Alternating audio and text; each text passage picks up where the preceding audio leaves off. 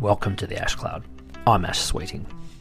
The Green Revolution resulted in unprecedented improvements in the efficiency and productivity of food production.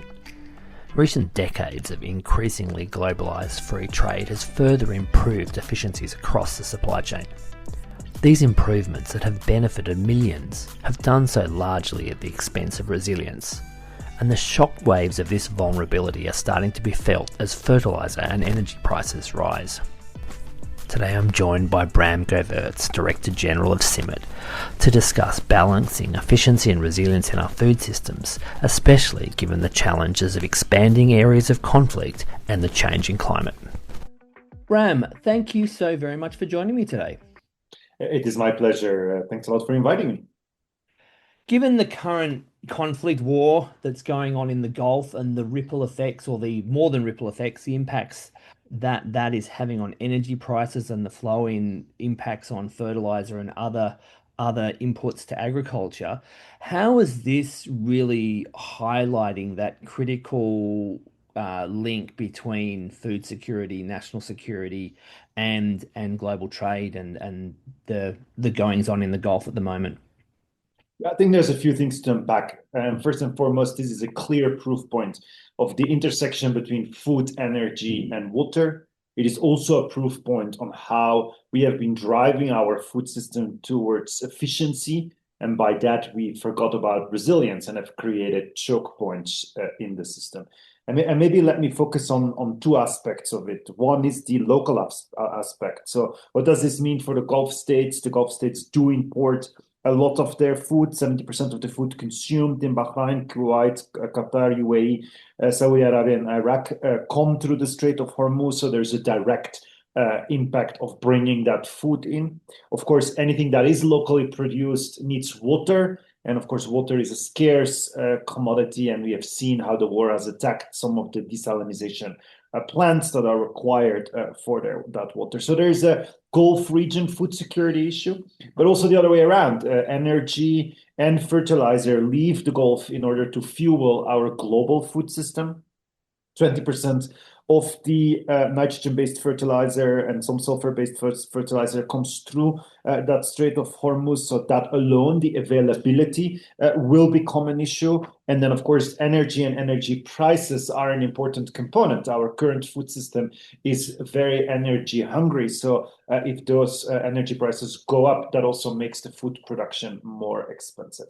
Maybe one last thought that we seem to forget is that with food, different than with energy, even if tomorrow the war stops, that's not going to immediately stabilize food production.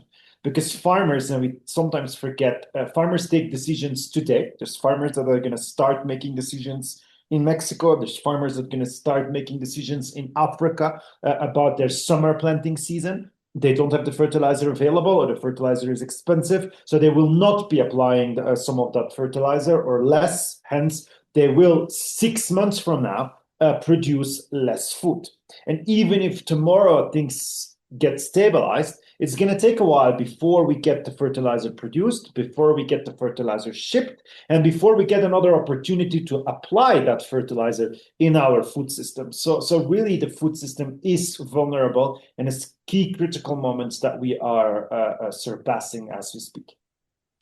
There are so many things that come from that. There's firstly the most vulnerable people, and how, when you're on the margins of food security anyway, a small blip is not a small blip. It's a huge change. And as with all these things, there's cascading effects. I remember when I was speaking to David Tuck from the ICRC, he was stating that 60%, or around 60% of the countries most impacted by climate change were also impacted by conflict. So there's links to the geopolitical stability in those areas, and then as soon as you have any geopolitical or breakdown or conflict, then the risk, or the probability of migration and creation of refugees happens, which then moves the impacts from that initial location to more broadly, and that can be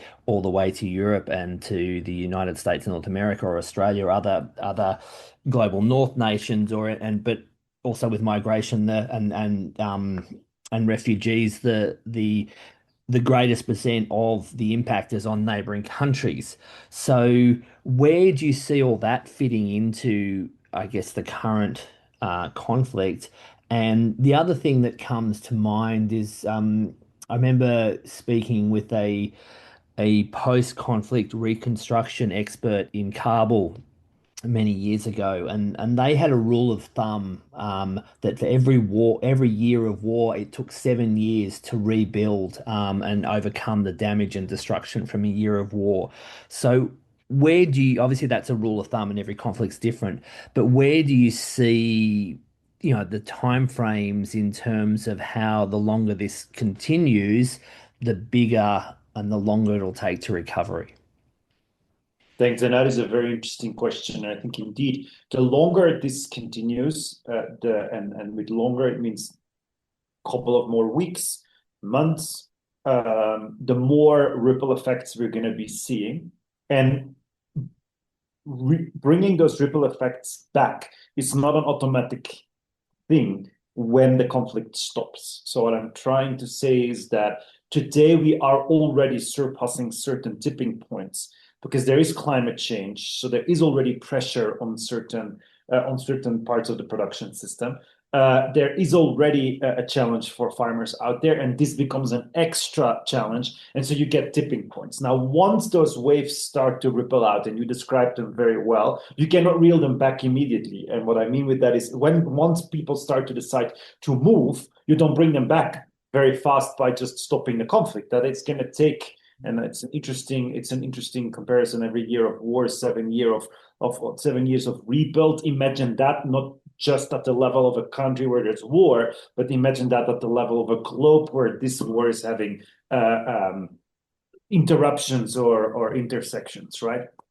So that's the first thought. Second is, this is exactly why CIMMYT is today playing on three pillars of our interventions. Number one is discovery, and that is where CIMMYT is responsible for making sure that wheat varieties reach and that those wheat varieties are climate resilient. If you look at Iran, it is a wheat-eating wheat-eating country, sorry. And so a lot of the wheat varieties come from CIMMYT. But equally for the US, 60% of the wheat grown in the US comes from CIMMYT. So how can we make that wheat and those wheat seeds more nitrogen efficient? Because today they only use effectively 30% of the fertilizer that we apply, the nitrogen fertilizer that we apply. So you can see how CIMMYT can play a role there. But we also have a pillar that's working with system development, and that means you select an area that today can either be stable or it can be fragile or it can be in conflict. And if you look at the conflict area, for example, Sudan, we would like to bring those 7 years down by already during the conflict, keep working with internally displaced communities, keep working with local farmers to produce food, set up that ecosystem of food production so that you can reduce those 7 years of recovery. So you can make sure that what started the issue in the first place, why not, if we're going to give seed to farmers, let's make sure that it's drought tolerant seed. And if we look today, the humanitarian response capacity has gone down. That also means that CIMMYT needs to go up in its responsibility to avoid that we need humanitarian intervention. And when we do humanitarian interventions, let the humanitarian intervention be as best as we can by for CIMMYT offering information, the right technologies that can be used in such an intervention. So at the same time, while we do the conflict humanitarian intervention, we are already preventing for the next conflict by already having seeds of rebuild into that intervention itself. You mentioned Sudan, and that's a war that's been going on for a number of years now. It's particularly violent and destructive, but also given what's been going on in Ukraine, what's been going on in Gaza, and now what's going on in Iran, it's frequently not made the headlines. So for people, and I remember back when I was living in Abu Dhabi, the amount of Emirati investment in places like Sudan because has fertile soils. It's got the Nile River running through it, so it grows a huge amount of food. So, do you want to just give a bit of a background on what's been going on in Sudan over the last few years, and also the food security implications of that conflict that is exacerbated further by all the others in the region? Yeah, so I think so that is a clear example that you have no food security during, or that food security is at risk during a conflict, and the lack of food security creates conflict. Yeah. So CIMMET has been very active in Sudan prior to the war. We were rebuilding the wheat production capacity. Sudan, as you say, has fertile soil, so it could actually be a wheat producer for the region, but also for the Gulf area. That it could be that grain and food basket for the Gulf region and for the region around. But of course, as soon as conflict breaks out, those production systems collapse, and ironically, we're sending in food from outside to basically feed the internally displaced population or the population in distress. This is where CIMMET has been working very strongly with a group of all grassroots organizations, as well as international NGOs, and then ourselves and a group of other science and innovation centers to create that space where we can, instead of bringing in the food, work with those internally displaced. They will be congregating in areas where there's fertile land, but there was not a market before, and all of a sudden you have a huge market. So can we produce locally for that new market that is unfortunately its only parameter is it is a place where there is no conflict, so that's where people are congregating and coming together. So there's a huge opportunity of investment in Sudan, but unfortunately we see little investment. We have a whole network ready, but it is on that interface between not immediate humanitarian relief, but a step right before that to construct actually resilience, even in a country that is in conflict. Because I think sometimes the image from outside in a conflict country is as if that whole country is continuously in conflict. That's of course not how it works. There are pockets of conflict that make life very difficult, but we can empower still many other parts of a country in conflict. Call it Ukraine, Sudan, where we can produce food, but there's an element of having to set up that system and empower that system to make it work. And also help that system, I guess, as part of that is going to be managing that risk because if you Absolutely. are farming in the middle of a war zone, then you have additional risks than if you're farming and you have a politically stable environment. You said it way better than I could have said it. And that is where, let me just add to that. That's where the data systems are also so important. How do we source the data, use AI-driven decision tools in order to actually make some of those risks visible, but also in order to equip those that are farming there with better decision tools, and then make sure that when they have made a decision that they can also take an action on the decision, right? So when you have made the decision, this is the minimum fertilizer I need, let's make sure then that the fertilizer is there. But so Sudan is actually one of those crossroads, right? It's a country in conflict. We were doing local production, but now an extra shock. What is that extra shock? Fertilizer is going to be hugely more expensive. There's a fertilizer program where CIMMET together with IFDC is bringing fertilizer to those local farmers. And right now that program is going to not be able to deliver as much fertilizer as it had planned because one, not available, two, what is available is more expensive. As much as I'm sure both yourself and myself would love to be able to do to snap our fingers and end these conflicts, they're beyond our ability to impact directly. So this moves on to, we have to deal with the fact that these geopolitical forces are doing what they're doing, and what can we do, and what can, in terms of what you mentioned, in terms of precision application of nitrogen, better utilization of that nitrogen, or if there, investment, technology, new technologies, where are the levers and opportunities where CIMMET can create benefit and step in, and what's needed to further enhance that impact? That's a very So broad question, I know. no, yeah, but I think you're fully right. I think we have admired the problem now. We need to come with a response agenda that is within our control, and such a response agenda should have short-term solutions or short-term interventions, medium-term and long-term. And of course, the short-term is what we were already discussing. That is the emergency fertilizer and water efficiency playbooks for each of the affected areas, right? How are we going to still farm with what is available, seeds that are available today, fertilizer that is available today? How do we optimize? And that is not always the same in different areas. So we need to make sure that we optimize those elements.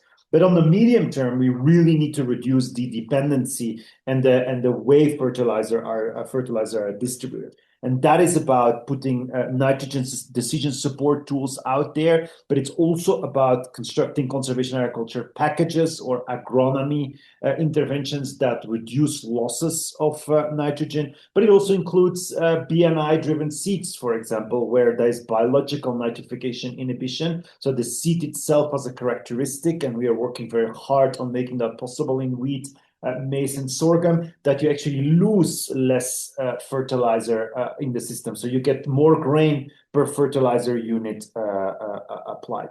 And you can see how we probably also need to look at more integrated fertilizer management, how local organic fertilizer available, how can this be blended with some of the more chemically based fertilizers. Of course, that is then also connected with looking at how the energy flows and the fertilizer flows are happening today, and can we start redirecting that in a more decoupled and a more locally distributed system, where you have, let's say, central points of innovation, where you have hubs in countries that serve the communities locally, that are, yes, interconnected around knowledge and data, but you have less choke points in your overall agricultural system. And that is a bit of a more longer term view, where we need to shift from driving everything by efficiency to looking at resilience, in a sense that we accept some redundancies in the system, but those redundancies can pick up when there are shocks in those systems. And just to show you the magnitude of challenge that is in front of us, it took maize hundreds of years to adapt to 1 degree increase. If you look at the cradle of maize, which is Mexico, right, Central America. So if you look at maize varieties, corn varieties have adapted. It took hundreds of years to adapt to 1 degree. We know what's going to happen the next couple of 10 to 20 to 30 years. We're talking about another 1.5, 2.5 degrees, depending on the models you're looking at.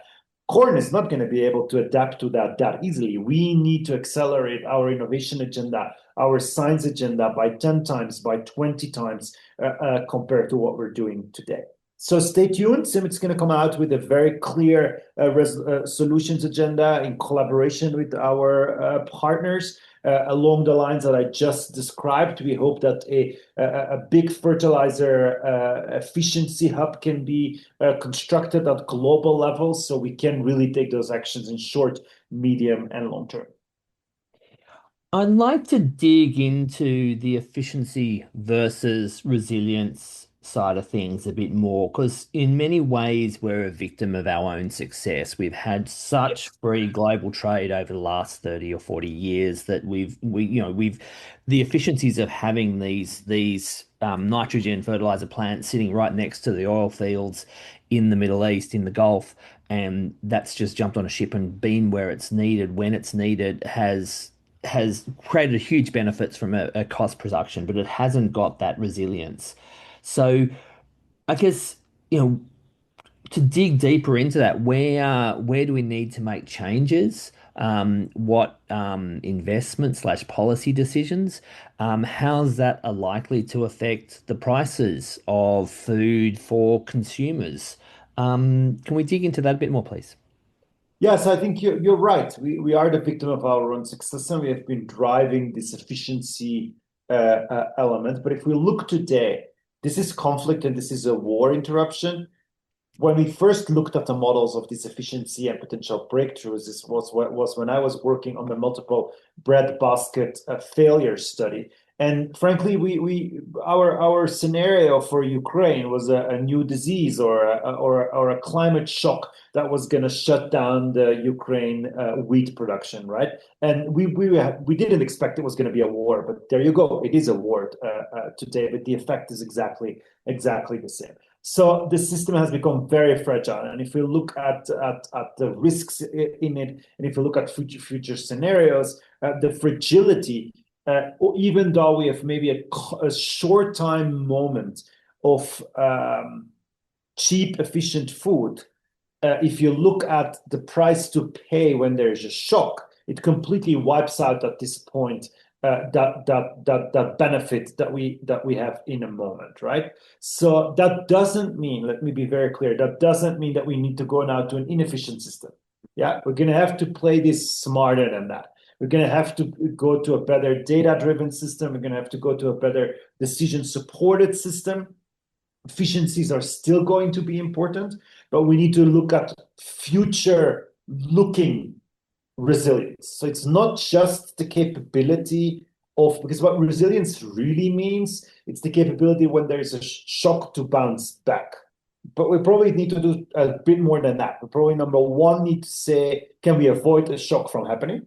Can we avoid conflicts from happening? Can we avoid climate change from impacting? That is drought tolerant seed, that is better heat resistance. By the way, side note, I'm very concerned about heat because we look at heat as a linear element, but it's actually not. If you just look at the pollen is a very fragile thing. It's a lump of DNA, a lump of information that is passed on. It is very heat sensitive. So actually the whole thing can just break down, even though we make it all yeah, so there's a break point. This is not a linear process. So back to my story, we need to not, resilience is the capability to come back after a shock. We need to actually avoid a shock, one, to happen, two, the impact of the shock to be less, and then the system to have the capability to bounce back. So it's actually even more complex than just the resilience piece, because resilience would mean I keep my system as it is and I try to tweak it so it can basically bounce back.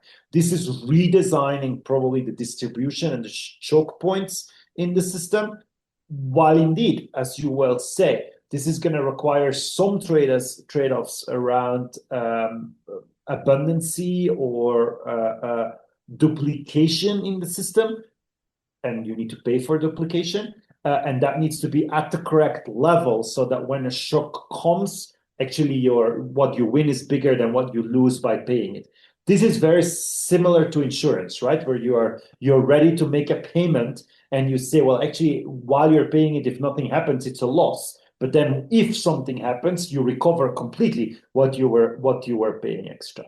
It also means better local markets, because those that are already at the margin of hunger, we will have to establish very good local market production, very distributed systems at the local level, so that we can pull at the same time those families out of hunger that are now going into hunger. But not only that, we need to create the jobs so that the livelihoods are protected while we redesign this system.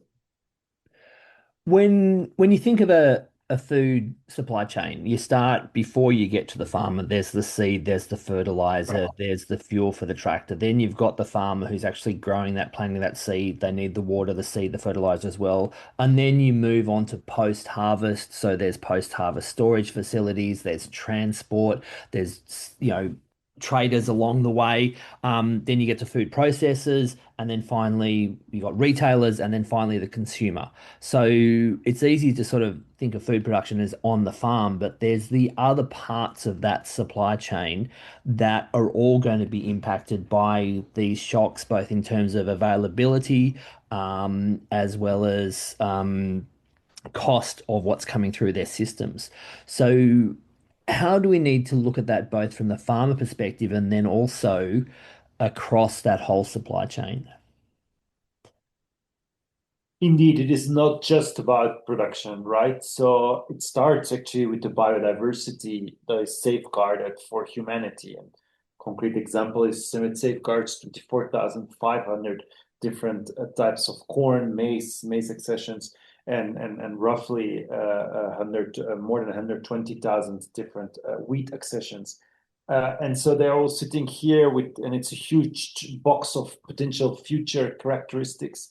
And we use that biodiversity to create new seeds. When I explain it to farmers, it's like taking a very smart woman and a handsome man, and you want smart and handsome kids. So what are those characteristics that make it smart, and what are those characteristics that you would call handsome? That depends on every situation and preferences and local situation. With seed, it is the same.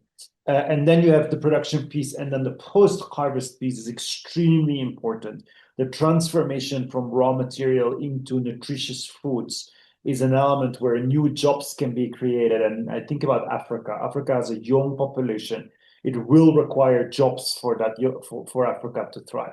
So we need to create the spaces for the jobs. We also need to then make sure that there's competent women that can step into those jobs. And then when they're competent and you have the job space, we need to even make sure that they are empowered or they have the means to step into the job. Now, the good news is I do see the agri-food sector, especially interconnected with the energy sector and the water sector, as a sector that can create massive jobs locally if we do this rewiring of the system. So it becomes farmers, but it becomes prior to the farmers. How do we produce the fertilizers?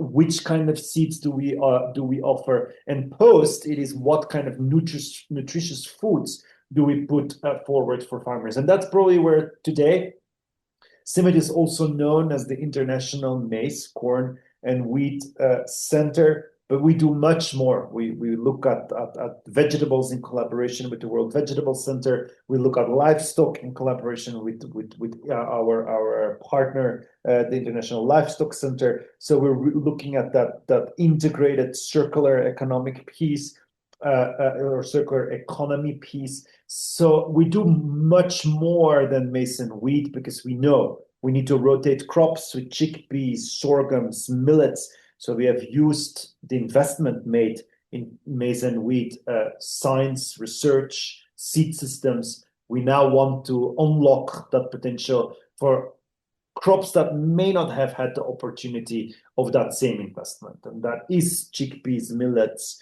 beans, but it's also Bambara groundnut or okra as more of those traditional crops that we want to leapfrog towards disease-resistant, higher nutritious quality so that you can rotate crops and they become the building blocks for that post-production piece to have more nutritious food, but they also become part of that resilient production system because crop rotation is obviously very important. But if you take today a farmer in Zambia and you ask her, can you please rotate with these chickpeas? She's going to say, yes, but I can do that. But those chickpeas have a high risk because they don't have the same resistance. And one small disease comes by and the whole harvest is lost. So we also need then to make sure if we want that nutritious food, if we want the resilience in the system through crop rotation, so it's not maize, maize, maize, or corn, corn, corn, we then also need to make sure that those rotation crops have a decent yield, are resilient to temperature shocks, are resilient to or resistant to new diseases that are going to pop up. So this really requires an integrated innovation system where we need to bring in partner capabilities and we need to open up the data systems, the research systems CIMMYT has for many of those other crops. What's very different today compared to when we've had other previous in history, other big food security impacts, is that the technology we have today to develop solutions is so much more sophisticated. There's everything from genomics, there's AI, there's looking at the epigenome of all these species and how that can be tweaked. There's the ability for renewable energy supplies to provide power locally to be able to produce things locally. So where do you see the opportunities for technology to come in and help us address these challenges? And what accompanying investment, support of entrepreneurs or policy needs to accompany that technology development to actually achieve the impact?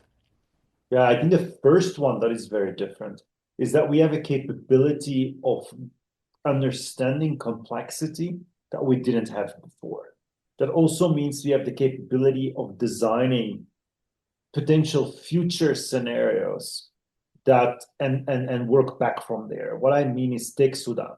Can we take the population when it comes out of the war and say, what do you want Sudan to look like? And that is a decision of that society, of that of this the people of Sudan. But you can design different futures, right? So let's look at those different futures. How can a Sudan in 2100, how can that look like? And actually, we have the capability of not just needing to use the one human brain imagination or a group of people coming together and visualizing something. We actually have capabilities now, computer capabilities that can bring this forward in a way more integrated fashion that one brain cannot capture.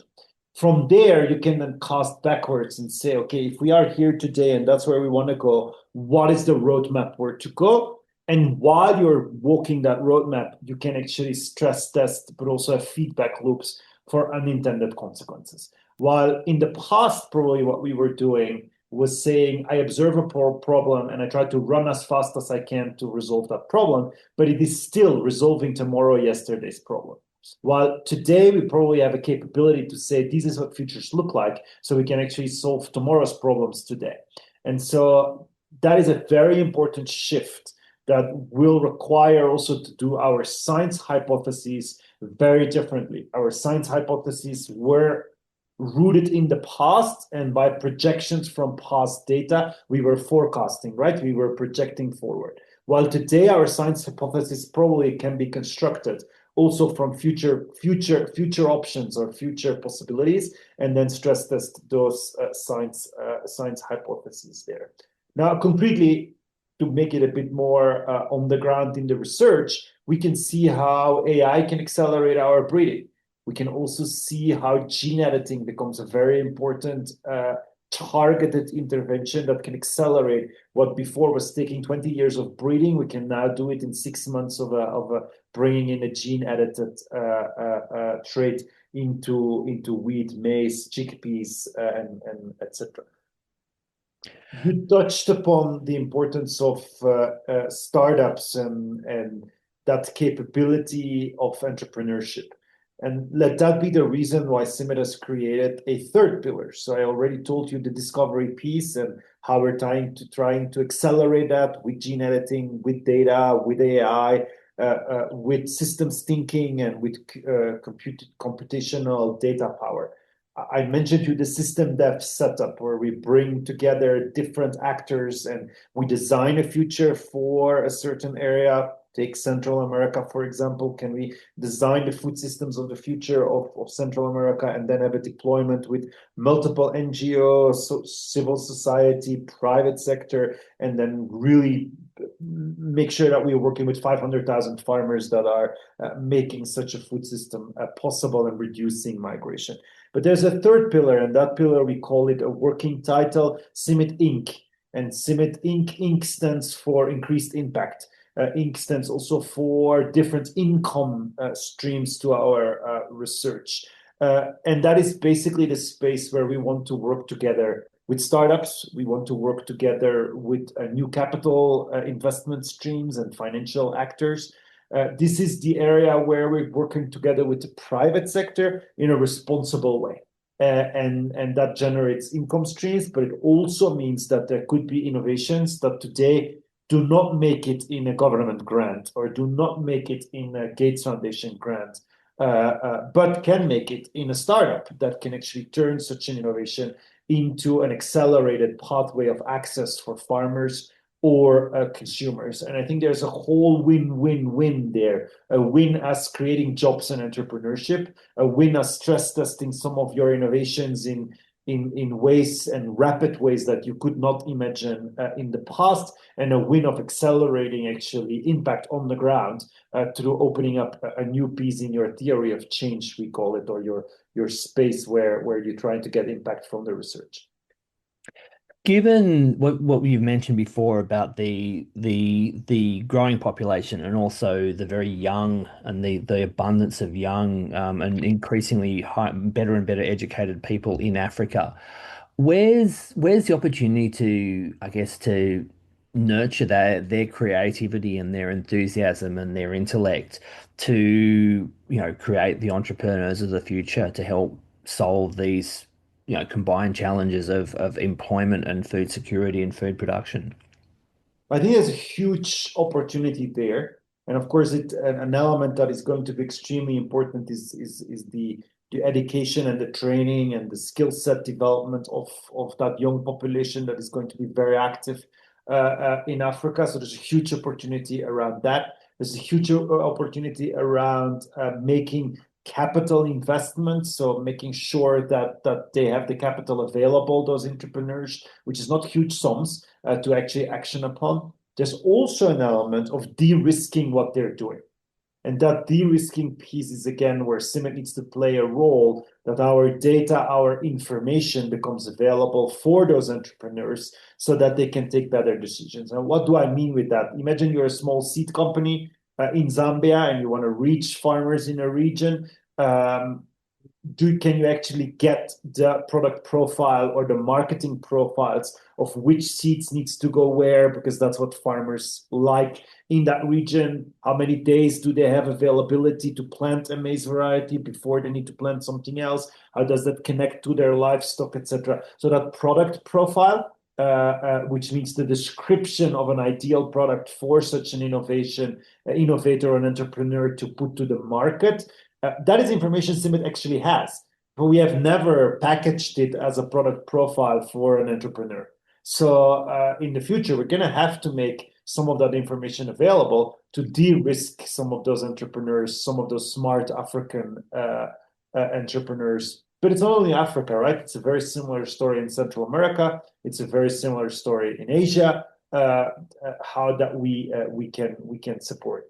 Last but not least, many of those young generations may not be studying agriculture. They're probably going to be studying computer sciences or data sciences or engineering or etc.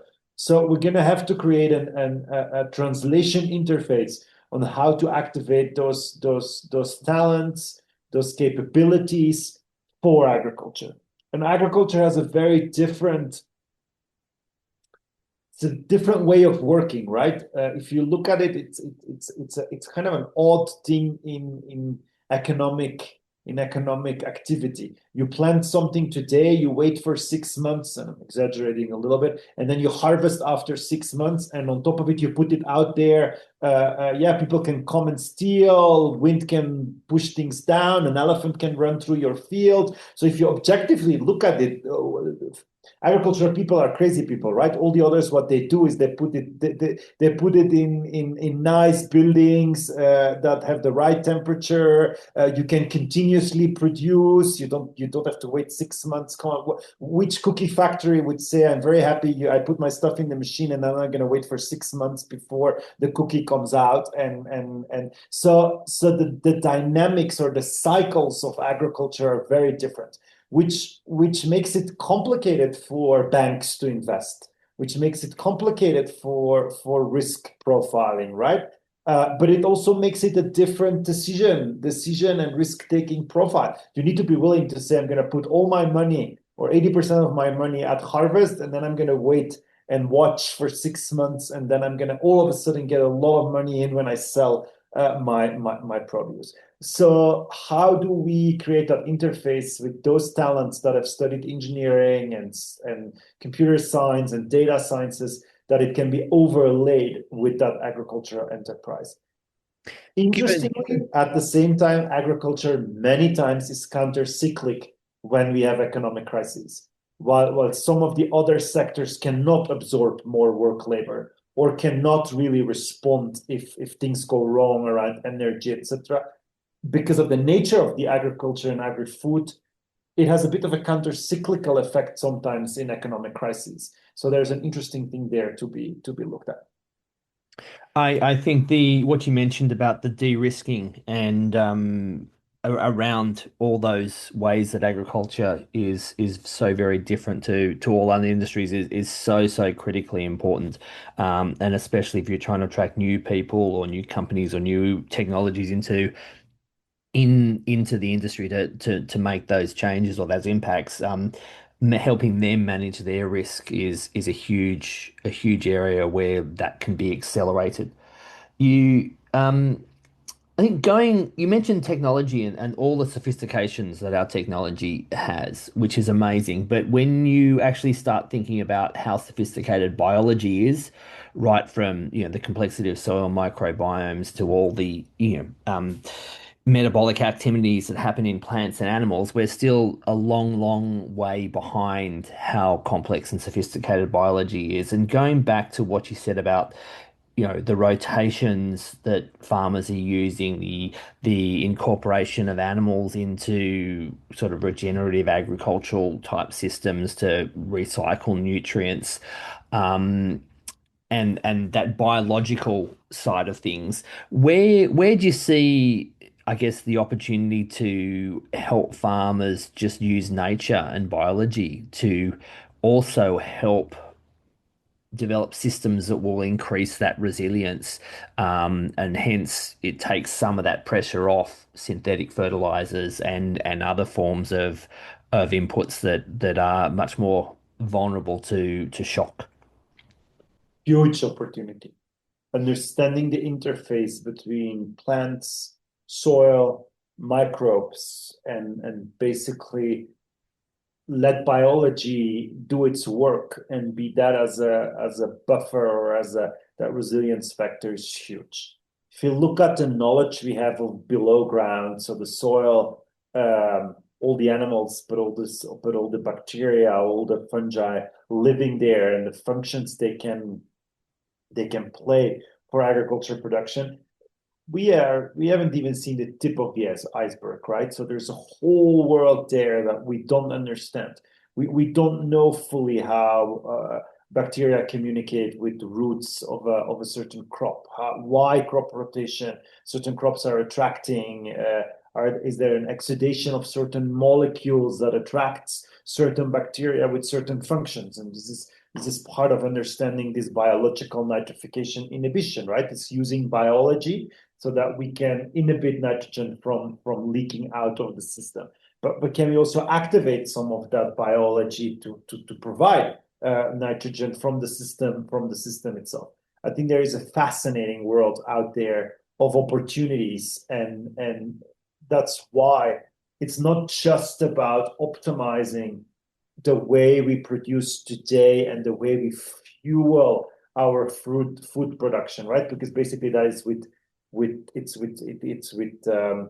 with energy. It's with energy coming from a lot from the oil industry, as we discussed. It's with nitrogen and nitrogen fertilizer, which comes from the mining industry or from the oil industry.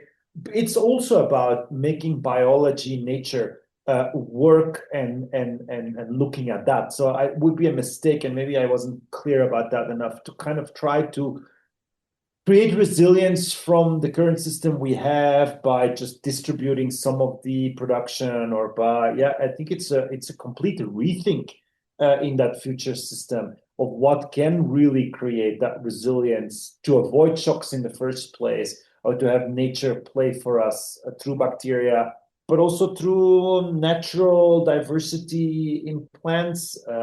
There may be traits and characteristics around our systems that we have discarded because we were resolving it in a different way. What I mean is we were doing irrigation, there was enough water, so we didn't need water efficient crops, right? And maybe today there are characteristics that become more important, or around even health, right? That we now understand that certain compounds in your diet help with your microgut, or with your, so there's a whole set of things that we need to look at very differently. And I fully applaud that. That means applying system thinking to those biological processes, to biology and nature per se. So if you look at it, it's going to be a combination of the reality of nature interjected with the reality of machines. Yeah, in a sense, machines in the broad sense, data, computer, engineering. And then let's not forget a very important element, which is the human element. And with human, I mean as well, is as much the decision taking, but there's a strong cultural anthropological element to our food system and to our food production, right? It's connected with religion, it's connected with culture. I have the honor of living in Mexico, and maize in Mexico is not about yellow maize produced for chickens to eat, right? Maize in Mexico is about color, it's about tradition, it's about belief, it's about value systems that things grow and die in order to become better. And so there's a whole cultural element around our food. And that cultural element, we all live it when we are a child, right? So we all have a memory of having putting something food in our mouth and became very, very, very, very sick. So we all have kind of in our brain a very violent relationship of love and hate with food, right? Because we've all used food as an act of love, and we have all had our episodes where food was a producer of such personal discomfort that it was upsetting. So many fascinating points there. The cultural connections to our food is another whole conversation in itself, as is the whole nutrient density and the relationship between the nutrients in food and and our own health and our own and metabolic health and its own microbiome and all those sorts of things. And the other thing is the biodiversity, because we've been speaking mostly about the biology within the production system, but then there's also the broader biology. There's the birds and the insects within the environment that are natural pollinators. They're weed and pest control systems. They also impact the microclimate and many other factors. So Absolutely. how do we fit that into the picture as well? And I think that's where you go to that landscape level, right? So where we need to bring in knowledge around landscape, animals, birds.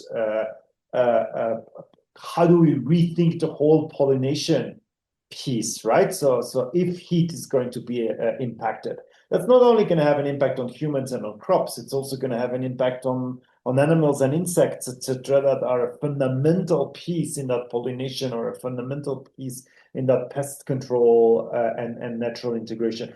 We see it today that where we are looking at actually biological barriers that can improve yield just by having a certain flowers around and certain biological barriers there, and that brings it back to the production system. But you can also see how water and energy is fully integrated with that broader multifunctional landscape lens, where we need to bring in nature.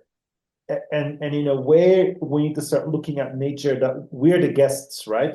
We're taking up space where nature was before. So how do we ask for permission, and how do we make the harmony between what was there before and is around us and what we're doing today? But that's a very philosophical question. But I'm still convinced that if we use the current power of understanding the world, because our mental model in our head is just the best approximation that we could with the information that we have available.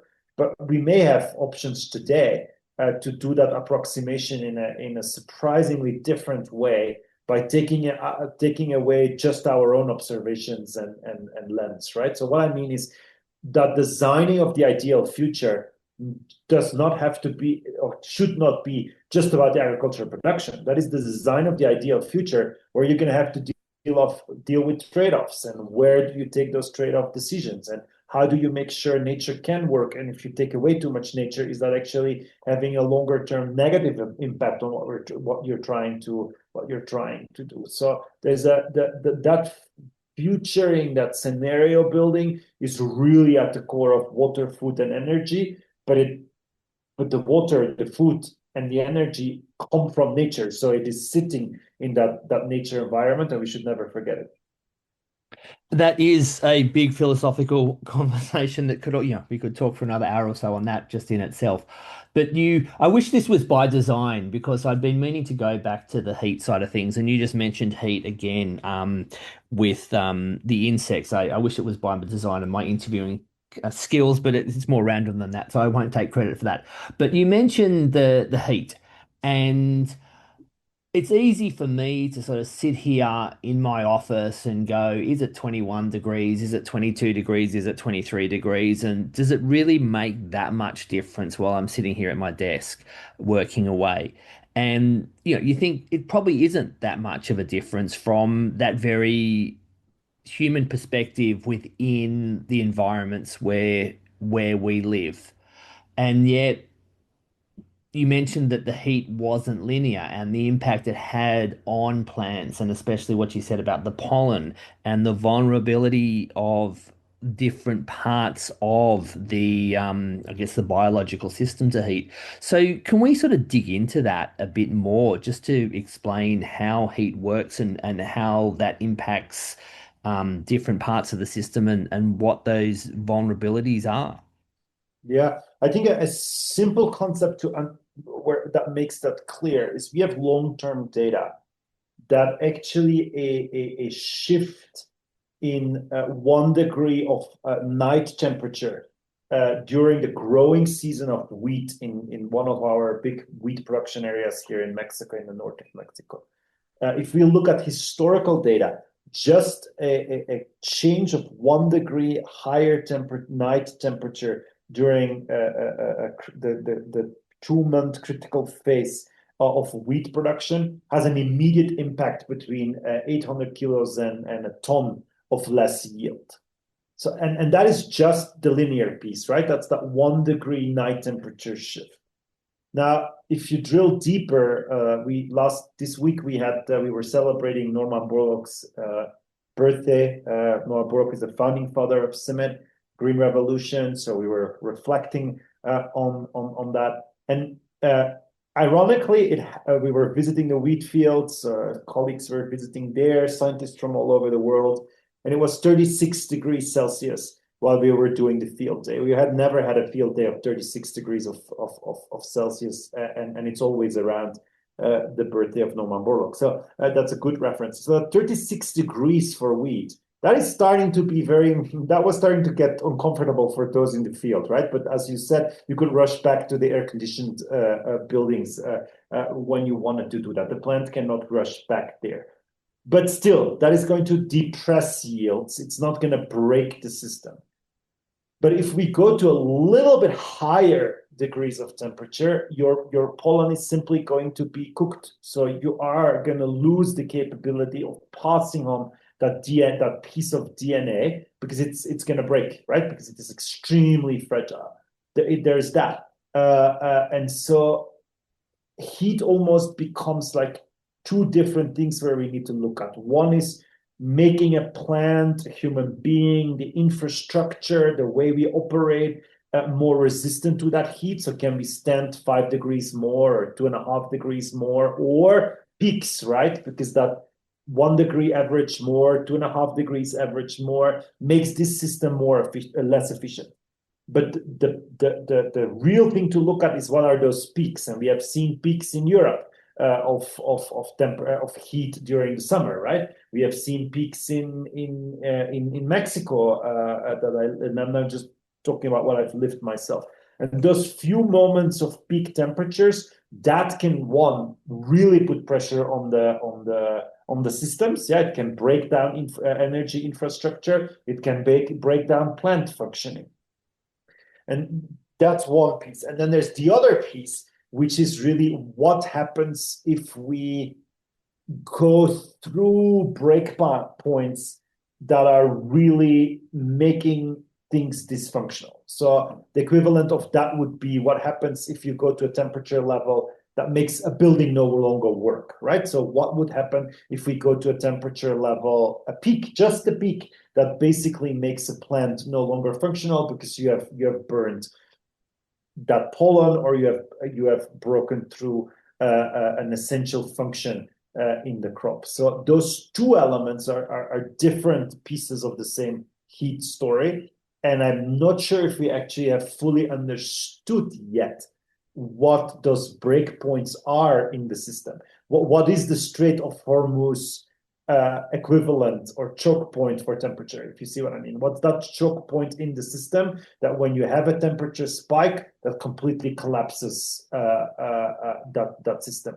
So I'm not sure, and by saying I'm not sure, it basically means I think we don't know fully what those pressure points are in our food production system, but equally in our water and energy system for that matter. And you mentioned nature and in the nature systems, right? So how is this going to really shift things? And am I correct to assume that when you're breeding plants for increased temperature resistance, breeding the wheat or the corn plant to be able to um, deal with, a 36 degree or number of 36-degree days is different to building or breeding for more resilience in the pollen to be able to survive the warmer nights. So That's you've correct. got multiple targets there with different solutions or different genes impacting them. 100%. And it's even more complex than that because it's what is very important is when is the heat happening? Are you breeding for early onset heat? So that means when the plant still needs and the seed just is growing and the plant is still fragile, or are we breeding for some of the mid growing season heat, or is it exactly during that grain filling and grain producing period? All of those are different moments and are different breeding strategies, let alone that pollen resistant piece I was talking about. So there's a whole agenda around heat that is going to require all upstream science capabilities and then application capabilities to come together. And that's where I see CIMMYT is going to have to play a very crucial role, which basically means look at everything advanced universities are doing and look at some of those single solutions. Can we then bring this together in crop agronomy, production system elements? And then can we understand where such an innovation package, where this becomes a product profile, in which areas is this combination of heat resistance required? Because it's going to be a combination of heat resistant traits of your production system, and that's not going to be the same everywhere. So we're going to have to almost start targeting agronomic practices, seeds, production system practices for those different agroecologies or those new agroecologies. And interestingly, the past data of those agroecologies are going to be probably further away from the current and future reality than some current realities in other places. What I mean, there's going to be a lot of information from Africa that all of a sudden is going to become very, very, very relevant for the Mediterranean, because the Mediterranean climate is going to be closer to some of those African climates than projections from the past Mediterranean climate. And I hope I make myself clear. So there's a very interesting global data piece that CIMMYT is going to have to be the interface.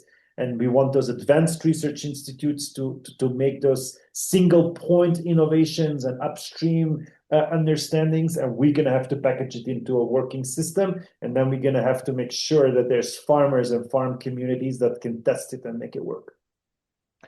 Bram, it's been an absolute pleasure speaking to you today. We're at time, so we will have to wrap up. But thank you so very much for joining me. It's been a pleasure. No, it was great to take an hour of my day to have this wonderful conversation and to get together to new insights. And always happy to continue the conversation or have follow-ups afterwards. Thank you very much. Thank you. Bye-bye. Bye. Thank you for listening to the Ash Cloud.